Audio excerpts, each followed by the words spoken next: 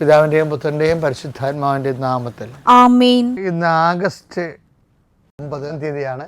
അമ്മേ പരിശുദ്ധമേ, അമ്മേ പരിശുദ്ധമേ, ദൈവമാതാവേ, കൃപാസനത്തിലൂടെ ഞങ്ങൾക്കും ഞങ്ങളുടെ ദേശത്തിനും അമ്മ മധ്യസ്ഥം തേടി തന്ന എല്ലാ അനുഗ്രഹങ്ങൾക്കും കൃപകൾക്കും ഞങ്ങളിപ്പോൾ ഹൃദയം നിറഞ്ഞ നന്ദി പറയുന്നു. അമ്മേ പരിശുദ്ധമേ, അമ്മേ പരിശുദ്ധമേ, ദൈവമാതാവേ, 2004 ഡിസംബർ 7 തീയതി ഉച്ചകഴിഞ്ഞ് 2:30 കൃപാസനത്തിൽ സംഭവിച്ച അമ്മയുടെ പ്രത്യക്ഷപ്പെടലിനെ കുറിച്ച് തിരുസഭയ്ക്ക് സമർപ്പിച്ചിരിക്കുന്ന പഠനരേഖകളുടെ മേൽ സഭാത്മകമായ പഠനം ആരംഭിക്കുവാൻ ഞങ്ങൾ പ്രാർത്ഥിക്കുന്നു.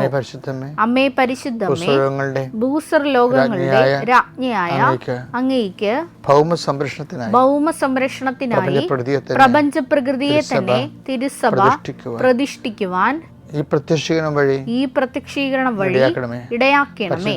പരിശുദ്ധമേ, ജപമാല മാതാവേ, സകല കൃപാസനം പ്രാർത്ഥനകളോടും ചേർത്ത് ഞങ്ങളിപ്പോൾ പ്രാർത്ഥിക്കുന്ന ഈ കുടുംബത്തിന്റെ പ്രത്യേക നിയോഗം പറമക്കളെ,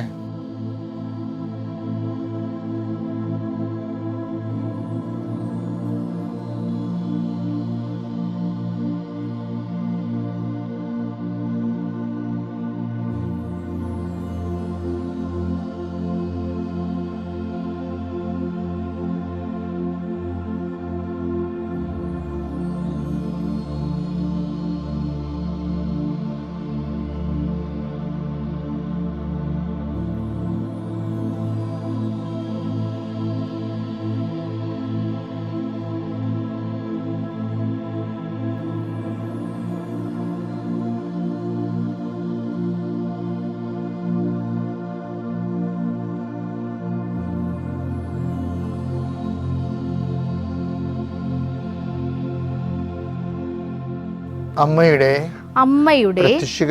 പ്രത്യക്ഷീകരണത്തിന്റെ ഈ അനുഗ്രഹവേളയിൽ ഞങ്ങൾക്ക് സാധിച്ചു തരുവാൻ കനിയണമേ. ആമേൻ. വിശ്വാസ പ്രമാണം. സർവശക്തനായ പിതാവും ആകാശത്തിന്റെയും ഭൂമിയുടെയും സൃഷ്ടാവുമായ ദൈവത്തിൽ ഞാൻ വിശ്വസിക്കുന്നു. അവിടുത്തെ ഏകപുത്രനും ഞങ്ങളുടെ കർത്താവുമായ ഈശോമിശിഹായിലും ഞാൻ വിശ്വസിക്കുന്നു. ഈ പുത്രൻ പരിശുദ്ധാത്മാവിനാൽ ഗർഭസ്ഥനായി കന്യകാമറിയത്തിൽ നിന്ന് പിറന്ന് പൊന്തിയോസ് പീലാത്തോസിന്റെ കാലത്ത് പീഡകൾ സഹിച്ച് കുരിശിൽ തറയ്ക്കപ്പെട്ട് മരിച്ച് അടക്കപ്പെട്ട് പാതാളങ്ങളിൽ ഇറങ്ങി മരിച്ചവരുടെ ഇടയിൽ നിന്ന് 3-ാം നാൾ ഉയർത്ത് സ്വർഗത്തിലേക്ക് എഴുന്നള്ളി സർവശക്തിയുള്ള പിതാവായ ദൈവത്തിന്റെ വലതുഭാഗത്തിരിക്കുന്നു. അവിടെ നിന്ന് ജീവിക്കുന്നവരെയും മരിച്ചവരെയും വിധിക്കുവാൻ വരുമെന്നും ഞാൻ വിശ്വസിക്കുന്നു. പരിശുദ്ധാത്മാവിലും ഞാൻ വിശ്വസിക്കുന്നു. വിശുദ്ധ കത്തോലിക്കാ സഭയിലും പുണ്യവാന്മാരുടെ ഐക്യത്തിലും പാപങ്ങളുടെ മോചനത്തിലും ശരീരത്തിന്റെ ഉയർപ്പിലും നിത്യമായ ജീവിതത്തിലും ഞാൻ വിശ്വസിക്കുന്നു. ആമേൻ. സുഖസ്ഥനായ ഞങ്ങളുടെ പിതാവേ, അങ്ങയുടെ നാമം പൂജിതമാകണമേ. അങ്ങയുടെ രാജ്യം വരണമേ. അങ്ങയുടെ തിരുമനസ് സ്വർഗത്തിലെ പോലെ ഭൂമിയിലും ആകണമേ. അന്നു വേണ്ടുന്ന ആഹാരം ഇന്ന് ഞങ്ങൾക്ക് തരണമേ. ഞങ്ങളോട് തെറ്റ് ചെയ്യുന്നവരോട് ഞങ്ങൾ ക്ഷമിക്കുന്നത് പോലെ ഞങ്ങളുടെ തെറ്റുകൾ ഞങ്ങളോടും ക്ഷമിക്കണമേ. ഞങ്ങളെ പ്രലോഭനത്തിൽ ഉൾപ്പെടുത്തരുതേ, തിന്മയിൽ ഞങ്ങൾ രക്ഷിക്കണമേ. ആമേൻ. നന്മ നിറഞ്ഞ മറിയമേ, സ്വസ്തി. കർത്താവ് അങ്ങയുടെ കൂടെ സ്ത്രീകളിൽ അങ്ങ് അനുഗ്രഹിക്കപ്പെട്ടവളാകുന്നു. അങ്ങയുടെ ഉദരത്തിൻ ഫലമായി ഈശോ അനുഗ്രഹിക്കപ്പെട്ടവനാകുന്നു.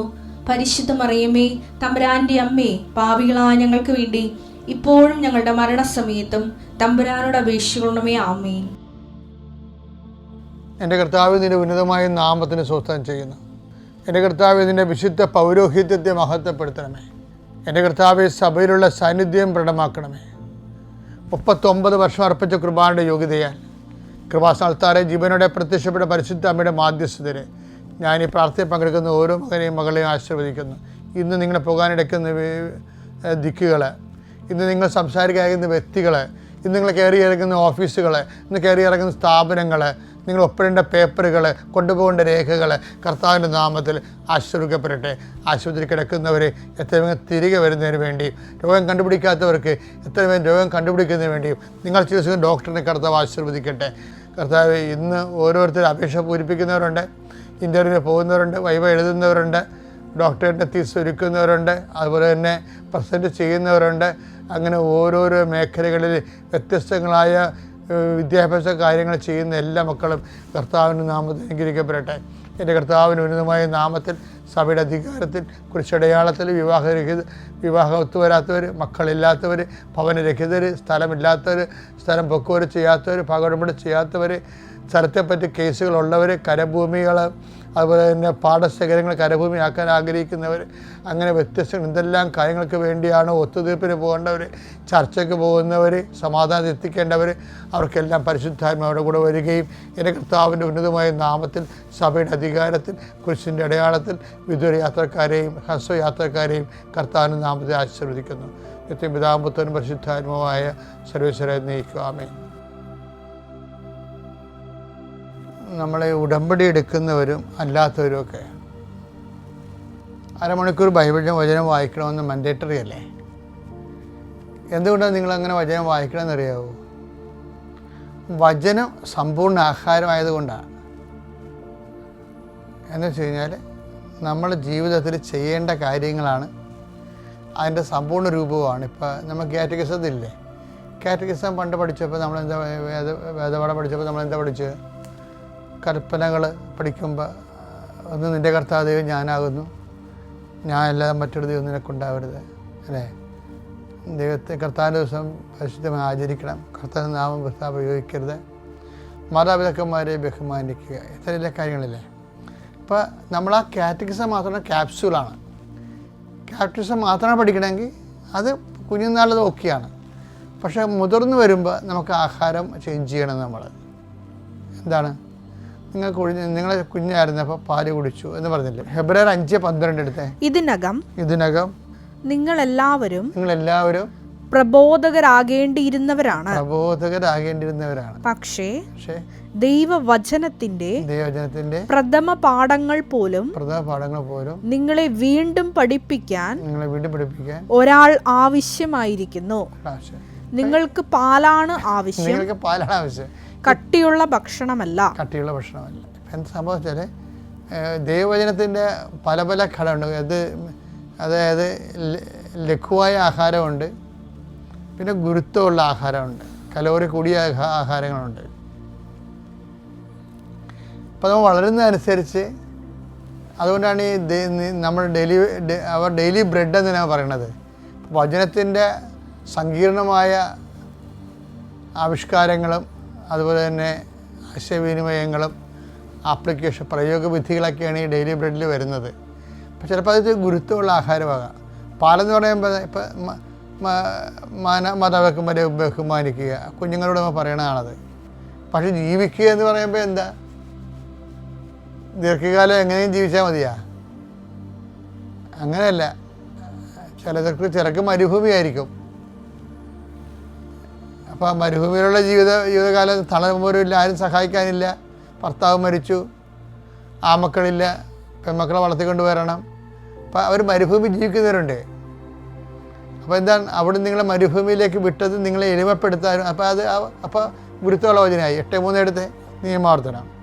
അവിടുന്ന് നിങ്ങളെ എളിമപ്പെടുത്തുകയും വിശപ്പറിയാൻ വിടുകയും നിങ്ങൾക്കും നിങ്ങളുടെ പിതാക്കന്മാർക്കും അപരിചിതമായിരുന്ന മന്ന കൊണ്ട് നിങ്ങളെ തൃപ്തരാക്കുകയും ചെയ്തത് അപ്പം കൊണ്ട് മാത്രമല്ല കർത്താവിന്റെ നാവിൽ നിന്ന് പുറപ്പെടുന്ന ഓരോ വാക്കുകൊണ്ടുമാണ് മനുഷ്യൻ ജീവിക്കുന്നതെന്ന് നിങ്ങൾക്ക് മനസ്സിലാക്കി തരാൻ വേണ്ടിയാണ്. കൽപ്പനകളുടെ ഉദ്ദേശം എന്താണ്? നീ ഭൂമിയിൽ ദീർഘകാലം ജീവിക്കുന്നതിന് വേണ്ടി. ഇപ്പം ജീവിക്കുക എന്ന് വെച്ച് കഴിഞ്ഞാൽ എന്താ, ചില സമയത്തുള്ള ചിലക്കുള്ള ജീവിതം മരുഭൂമിയിലെ ജീവിതമാണ്. അപ്പോൾ എന്താ, അവരെ എളിമപ്പെടണം. കാര്യം എന്താണ്, നിങ്ങളുടെ പിതാക്കന്മാർക്ക് അജ്ഞാതമായിരുന്ന മന്ന കൊണ്ട് നിങ്ങളെ തീറ്റിപ്പോറ്റി. അപ്പോൾ നിങ്ങൾക്ക് അറിയാത്ത വഴികളും അറിയാത്ത വഴികളിലൂടെ കർത്താവ് നിങ്ങളെ നയിക്കും. മരുഭൂമിയിലാണ് നിങ്ങളുടെ ഭർത്താവ് മരിച്ചു, അല്ലെങ്കിൽ നീ വൈഫ് മരിച്ചു, കുഞ്ഞുങ്ങളെ നിങ്ങൾ ഒറ്റക്കാണ് നോക്കണത്. കുഞ്ഞുങ്ങളുടെ ഓരോ ആവശ്യം വരുമ്പോൾ മറ്റു കുഞ്ഞുങ്ങളൊക്കെ അപ്പം നമ്മൾ നടക്കുമ്പോൾ നിങ്ങളുടെ കുഞ്ഞുങ്ങൾ നടക്കാൻ പറ്റാതെ വരുമ്പോൾ നിങ്ങൾ ഇരുന്ന് പാവിട്ട് കലയും. ഇതാണ് മരുഭൂമി എന്ന് പറഞ്ഞത്. തണൽ മരങ്ങളെല്ലാം ഒറ്റപ്പെട്ട അവസ്ഥ. ഞാൻ എന്തെങ്കിലും സിമ്പിളായിട്ട് പറഞ്ഞതെന്ന് വെച്ച് കഴിഞ്ഞാൽ, ഞാനിപ്പോൾ 21 ലക്ഷത്തോളം ആൾക്കാരെ എല്ലാ ദിവസവും ഇതെല്ലാം കേൾക്കണത്. അപ്പോൾ ഇതിനൊക്കെ എല്ലാം എന്താണ്, അത് അവർ ആ സമയത്ത് ദൈവം എന്താ എന്നോട് ഇങ്ങനെ ചെയ്തത്, എനിക്ക് വള്ളിയും വേണ്ട പട്ടക്കാരനും ഇല്ല കുന്തയും ഇല്ല എന്നപ്പോൾ ഞങ്ങളുടെ ജീവിക്കണില്ല. അത് അഹങ്കാരം കൊണ്ടാണ്. ഈ ഒരു നമ്മളെ എളിമപ്പെടുത്താൻ വേണ്ടിയാണെന്നല്ലേ കർത്താവിൻ്റെ വചനം. അപ്പോൾ വചനം അറിയത്തില്ലാത്ത കൊണ്ടാണ് അവരൊരു നിർജ്ജീവമായ നിലപാടെടുക്കുന്നത്. കാര്യത്തെ ഇങ്ങനെ ഈ ഒരു കാലഘട്ടങ്ങളിൽ ഇതിനേക്കാൾ കരുത്തായ നിലപാടെടുത്തവരെ ഞാൻ കണ്ടിട്ടുണ്ട്. അതുകൊണ്ടാണ് എനിക്കിങ്ങനെ മറ്റുള്ളവരോട് അത്ര കണ്ടൊരു മാർക്കിടാൻ തോന്നാത്തതിൻ്റെ കാരണം അതാണ്. പക്ഷേ ഇനി രസം എന്താ വെച്ചാൽ, ദൈവത്തിൻ്റെ പൈതലാണെങ്കിൽ ദൈവത്തിന് 100% പ്രാധാന്യമുള്ള രീതിയിൽ ആണ് ഈ മരുഭൂമി അറേഞ്ച് ചെയ്തിരിക്കുന്നത്. എന്താണ്, ഞാൻ മരുഭൂമിയിലൂടെ കടന്നുപോയി, അപ്പോൾ നീ നഗ്നയായി കാണപ്പെട്ടു, നിനക്ക് ഉപ്പ് പുരട്ടാൻ ആരുമില്ലായിരുന്നു, പൊക്കിൾക്കൊടി മുറച്ചിട്ടില്ലായിരുന്നു, അപ്പം ഞാൻ നിന്നെ പറഞ്ഞ് ജീവിക്കുക, വയലിലെ ചെടി പോലെ വളരുക. അവിടെ ജീവിക്കുക വരുന്നില്ലേ? എസ്എകേൽ 16:6-7 ഞാൻ നിന്റെ അടുക്കിലൂടെ മരുഭൂമിന്റെ അടുത്തൂടെ കടന്നുപോയി, നീ ചോരയിൽ കിടന്ന് ഉരുളുന്നത് കണ്ട് ഉരുളാൻ കണ്ട് നിന്നോട് പറഞ്ഞു. ചോര എന്ന് പറയുമ്പോൾ എന്താണ്? തിക്താനുഭവങ്ങളിലൂടെയാണ് പോണത്. നീ തിക്താനുഭവങ്ങളിലൂടെ പോകുന്നത് ഞാൻ കണ്ടു. ജീവിക്കുക. ആത്മഹത്യ ചെയ്യാനല്ലേ പറഞ്ഞിരിക്കണേ? മനസ്സിലായില്ലേ? ജീവിക്കുക. തിക്താനുഭവങ്ങളിലൂടെ നീ കടന്നു പോകുന്നത് ഞാൻ കാണുന്നുണ്ട്. ചിലപ്പോൾ നിൻ്റെ അപ്പം കണ്ടില്ല, നാട്ടുകാർ കണ്ടില്ല, പാർട്ടിക്കാർ കണ്ടില്ല, പള്ളിക്കാർ കണ്ടില്ല, ഓക്കെ. പക്ഷെ ഞാൻ കാണുന്നുണ്ട്. എനിക്ക് നിന്നോട് പറയാനുള്ളത് ആത്മഹത്യ ചെയ്യാനല്ല പോയി. പക്ഷെ എന്താണ്? ജീവിക്കുക. എന്ത് ചെയ്യണം? വയലിലെ ചെടി പോലെ വളരാൻ. വയലിലെ ചെടി എന്ന് പറഞ്ഞത് നഴ്സറി പ്ലാന്റാണ്. നഴ്സറി പ്ലാന്റിന് സമയാസമയങ്ങളിൽ വെള്ളവും കിട്ടും, വെളിച്ചവും കിട്ടും, വളവും കിട്ടും. ഇതൊന്നും കിട്ടണില്ല. വെള്ളമില്ല, വെളിച്ചമില്ല, വളമില്ല, ശുപാർശയില്ല, ആരും സഹായിക്കാനില്ല. ചിലപ്പോൾ നീ എന്നിട്ടും പറയും നീ വളരുക. എന്താ കാര്യം? ഇത് അവസാന തീരുമാനം എടുക്കുന്നത് ആരാണ്? കർത്താവായ ദൈവമാണ്. നീ പോകുന്നിടത്തെല്ലാം നിന്റെ കൂടെ ഞാനുണ്ടാകും. Take the bed of God. യോശുവ 1:9. നിന്റെ ദൈവമായ കർത്താവ് നീ പോകുന്നിടത്തെല്ലാം നിന്നോട് കൂടെ ഉണ്ടാകും. അതാണ് ഞാൻ ഈ ദിവസങ്ങളിലൊക്കെ ഉണ്ടല്ലോ, എനിക്ക് വല്ലാണ്ട് ഈ പ്രസൻസ്, ഈ ഉടമ്പടിയുടെ ഏറ്റവും വലിയ വിജയം എന്ന് പറയുന്നത്, നമ്മൾ ഈ പാവപ്പെട്ട മനുഷ്യൻ, സാധാരണ മനുഷ്യൻ ആരാ പാവപ്പെട്ട വെച്ച് കഴിഞ്ഞാൽ മനുഷ്യന്മാരുടെ ഉറപ്പിച്ചല്ലാതെ പണമുള്ളവരും പണമില്ലാത്തതെന്നുള്ള അർത്ഥത്തിലല്ല. മനുഷ്യന്മാർ, സാധാരണ മനുഷ്യൻ ദൈവത്തിൻ്റെ പ്രസൻസ് അനുഭവിച്ചിട്ടുണ്ടല്ല, ലഹരി പിടിച്ച് വീഴില്ല അടക്കി എന്ന് വെച്ച് കഴിഞ്ഞാൽ അത്ര കണ്ട്. ഇപ്പം കഴിഞ്ഞ ദിവസം ഒരു സാക്ഷ്യം ഉണ്ടായി. മകൾക്ക് എന്താണ് കുടൻ്റെ അകത്ത് കയറിയിരിക്കണം. അത് മുറിച്ച് കളഞ്ഞ് ഡോക്ടർ പറയണം. പിന്നെ കൊച്ചു തീർന്നു, അതിൻ്റെ ജീവിതം തീർന്നു. എൻ്റെ അമ്മേ, ഞാൻ ഉടമ്പടിയെടുത്തതാണേ എന്ന് മാത്രമേ പറഞ്ഞുള്ളൂ. അപ്പോൾ സ്കാൻ ചെയ്തപ്പോൾ ഇരുട്ടിൽ ആ സ്കാനിൻ്റെ മറയത്ത് ഒരാളിങ്ങനെ തലയെ തുണിയിട്ട് ഇങ്ങനെ നോക്കിക്കൊണ്ട് നിൽക്കുകയാണ്. ഇവർ കണ്ണ് നിറഞ്ഞു പോയവിടെ. എന്താണ്? അമ്മ പ്രസൻസ്. ഞാൻ പോകുന്നിടത്തെല്ലാം നിൻ്റെ കൂടെ ഞാനുണ്ടാകും. അതാണ് സഞ്ചാരി മാതാവ് എന്ന ആൾക്കാരെ വിളിക്കുന്നത്. ഉടമ്പടി സത്യസന്ധമായിട്ടാണ് ജീവിക്കണമെങ്കിലുണ്ടല്ലോ മക്കളെ, ജീവിതമായിരിക്കും പിന്നീട്. മനുഷ്യന്മാരെല്ലാവരും അനുഭവിക്കുകയല്ലേ തിരിച്ച്. ഇന്നലെ ഒരു കൊച്ചു പറഞ്ഞാൽ, ഞാൻ എൻ്റെ സർട്ടിഫിക്കറ്റ് അവർ പിടിച്ച് ആന്തായെ പഠിക്കുകയാണ്, നേഴ്സാണ്, BSc കഴിഞ്ഞാണ്. അപ്പോൾ ഒരു കൊല്ലം കഴിഞ്ഞൊക്കെ സർട്ടിഫിക്കറ്റ് എടുത്തല്ലോ അവിടെ നിന്ന്. ചിലപ്പോൾ 6 മാസം കഴിയും. പക്ഷേ അവൾക്ക് പെട്ടെന്ന് സർട്ടിഫിക്കറ്റ് വേണം. ഞാൻ പറഞ്ഞു, അമ്മ എന്നെ അനുഗ്രഹിച്ചാണ് ഇവിടെ വരെ എത്തിയത്. എൻ്റെ ജീവിതത്തിൽ ഞാൻ ഇങ്ങനെ പഠിച്ചെത്തുമെന്ന് ഞാൻ ഓർത്തില്ല. അപ്പോൾ അതുകൊണ്ട് 90, 96, 97 മാർക്കുണ്ടെന്ന് തോന്നുന്നു. അവളുടെ ഒരു സ്ഥിതി ഭയങ്കര മാർക്കാണത്. അപ്പോൾ അവർ സർട്ടിഫിക്കറ്റ് ചോദിച്ചപ്പോൾ അത് കൊച്ച് അത് ടൈം എന്നൊക്കെ പറഞ്ഞ അവരെ. അപ്പോൾ അവൾ എങ്കാലും അത്യാവശ്യം ഒന്ന് പോയി നോക്കാമെന്ന് പറഞ്ഞു. അവൾ ട്രെയിനിന് പോകുമ്പോൾ അവൾ പറയണേ, എൻ്റെ ജീവിതത്തിൽ ഞാനൊരു വയലിലൂടെ ട്രെയിൻ പോവുകയായിരുന്നു. എൻ്റെ ജീവിതത്തിൽ ആദ്യമായിട്ടാണ് ഞാൻ മഴവില്ല് കാണുന്നതെന്ന്. അപ്പത്തെ എനിക്ക് മനസ്സിലായി അമ്മ എൻ്റെ കൂടെ ഉണ്ടെന്ന്. ഞാൻ ചെന്ന് സാറിനോട് പറഞ്ഞു, സാറേ ഞാൻ ഇന്ന സച്ച് ജീവിക്കുന്ന ആളാണ്, എനിക്ക് സർട്ടിഫിക്കറ്റ് തരണം. പറഞ്ഞു 16 പേര് ഉണ്ട് സർട്ടിഫിക്കറ്റ് വാങ്ങിക്കാൻ നിൽക്കുന്നത്, ഒരെണ്ണത്തെയും കിട്ടിയിട്ടില്ല. ഈ സാറ് നാളെ അവിടെ നിന്ന് പോവുകയാണ്. അവൾക്ക് മാത്രം എഴുതി കൊടുത്ത് ബാക്കിയുള്ളത് നിങ്ങൾ അടുത്ത സാറ് വന്നതിന് ശേഷം 3 ആഴ്ച തീരുമാനിക്കാമെന്ന് തീരുമാനം. എന്താണ് നീ പോകുന്നിടത്തെല്ലാം നിൻ്റെ കൂടെ ഞാനുണ്ടാകും. Presence of God. ഇപ്പം എല്ലായിടത്തും നിങ്ങൾ ഈ ഉടമ്പടി എടുത്തവർ പല കാര്യങ്ങളെക്കുറിച്ച് ആവശ്യമില്ലാതെ ചിന്തിച്ച് തലകുത്തി മറിനേക്കാൾ നല്ലത് പ്രസൻസിന് വേണ്ടി ചോദിക്കൂ. അതിപ്പോൾ സൗജന്യമായിട്ട് ദാനമായിട്ട് എല്ലാവർക്കും അനുഭവവേദ്യമാകണ ദൈവം നമുക്ക് വരദാനം പോലെ മന്ന വർഷിക്കണ പോലെയാണ് ഇപ്പോൾ പ്രസൻസ് വർഷിക്കണം, സാന്നിധ്യം കൊടുക്കുന്ന ആൾക്കാർ.